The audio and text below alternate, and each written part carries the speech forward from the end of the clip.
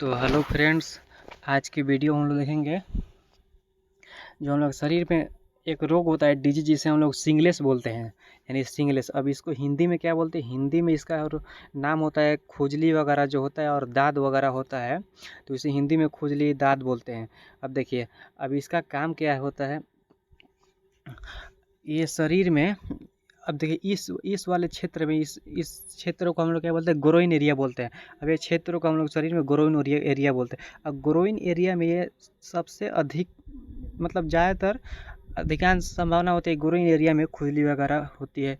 ऐसे शरीर में हर एक जगह होती है, लेकिन ग्रोइन एरिया में सबसे अधिक मात्रा में होती है। अब देखिए, ये एक जिला है। अब एक जिला में भी होती है। एक जिला मतलब जो हमारी बगल, इसे हिंदी में बगल बोलते हैं, यानी काख वगैरह होता है। अब इसमें होता है।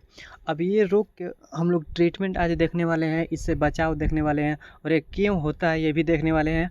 और उस तो वीडियो में अंत तक बने रहिए, और वीडियो को हो सके तो चैनल को सब्सक्राइब कीजिए और लाइक कीजिए व शेयर कीजिए। तो देखिए ये कैसे होता है।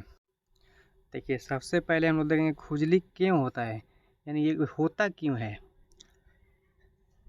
देखिए, खुजली के कई कारण होते हैं। खुजली के कई कारण होते हैं। खुजली त्वचा की आम शिकायत होती है। ये त्वचा की आम शिकायत होती है। जैसे त्वचा पर गंदगी वगैरह हो गया तो तुरंत तुरंत क्या होता है? खुजली वगैरह होता है, दाद वगैरह हो जाता है, जो कि स्कैबिज जीवो दाद, पाइडोरमा, तेजी, गर्मी, कीड़े के काटने, एलर्जी या त्वचा को सूख जाने से ही हो सकती है। इलाज खुजली के लिए, अब यहाँ पे बोला इलाज खुजली के कारण पर निर्भर करता है। अब इसका इलाज है खुजली के कारण पर निर्भर करता है, ठीक है। अब देखिए, अब खुजली के कई कारण होते हैं, यानी जो हमारा स्किन होता है, स्किन पर कुछ कीड़े होते हैं, स्कैबिज होते हैं, जीवो होते हैं, पायोडर्मा होते हैं। इससे ये जो कीड़े होते हैं, यानी सूक्ष्म जीव बैक्टीरिया होते हैं, वो मतलब कि स्किन पर काट देते हैं, या स्किन पर अपना इन्फेक्शन के थ्रू हमारे स्किन में डिजीज उत्पन्न करते हैं।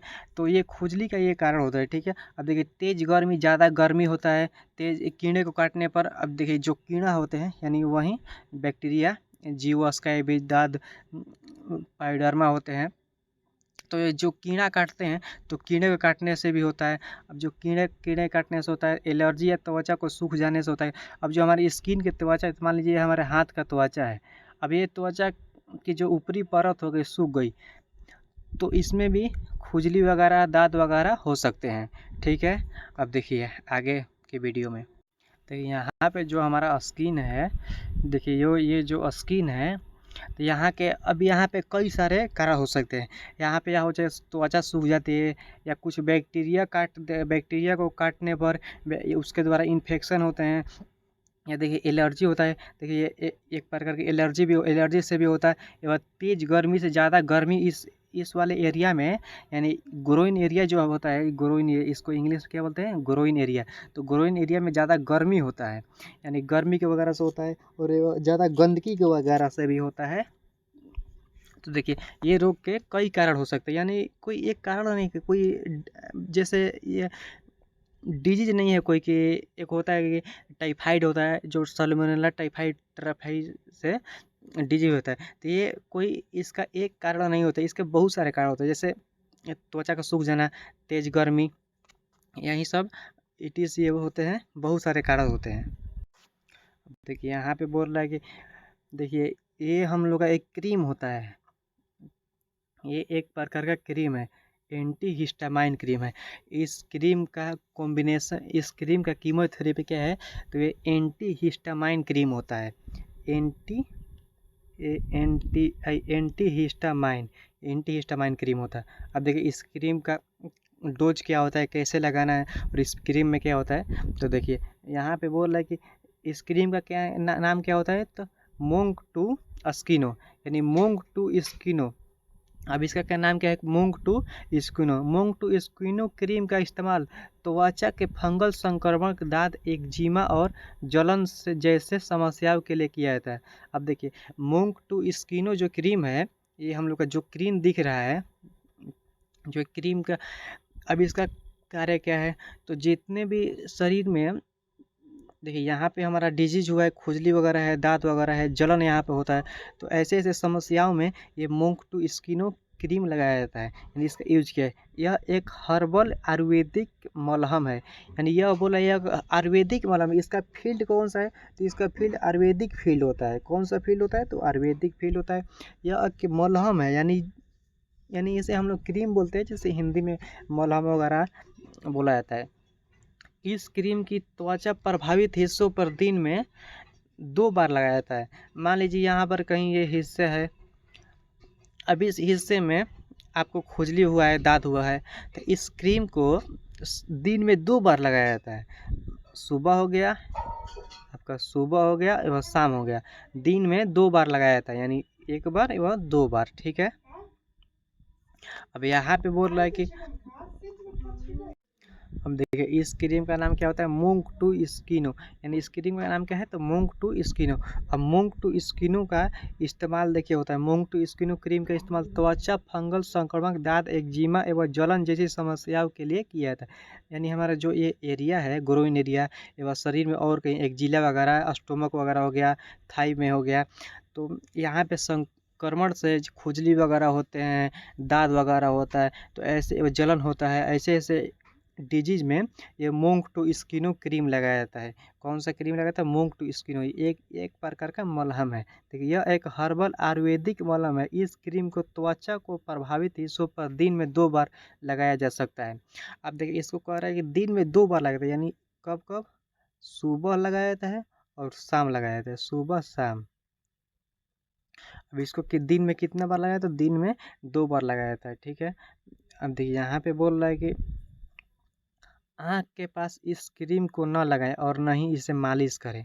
अब देखिए ये बोला कि मान लीजिए सबसे पहले जो जिस एरिया में हुआ है वहाँ पे क्रीम को लगाएं और मालिश नहीं करना है, आराम से हल्के से लगाकर छोड़ देना है इसका, ये क्रीम का, ठीक है। अब ये बोला है कि आँख के पास इस क्रीम को न लगाएं, यानी जो हमारा आँख होता है, मानव नेत्र, अब इस उसके पास ये क्रीम को नहीं लगा रहा है। अब इसका साइड इफ़ेक्ट हो सकता है, आँख की रोशनी जा सकती है, बहुत सारे साइड इफ़ेक्ट होते हैं।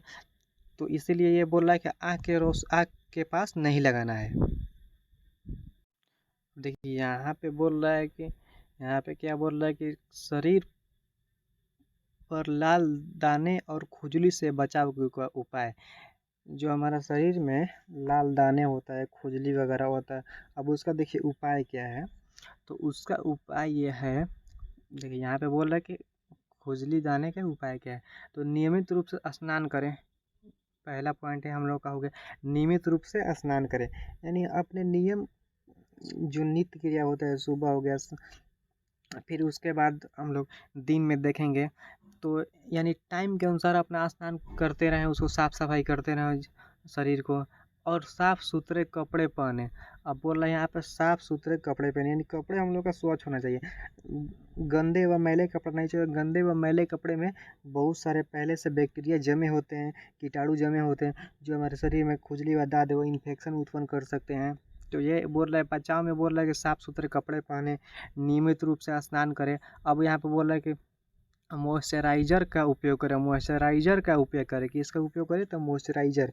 अब देखेंगे मॉइस्चराइज़र क्या होता है। देखिए मॉइस्चराइज़र मतलब होता है क्रीम होता है, किसी प्रकार के क्रीम का उपयोग करो तो आप मोनो टू स्किनो का उपयोग कर सकते हैं।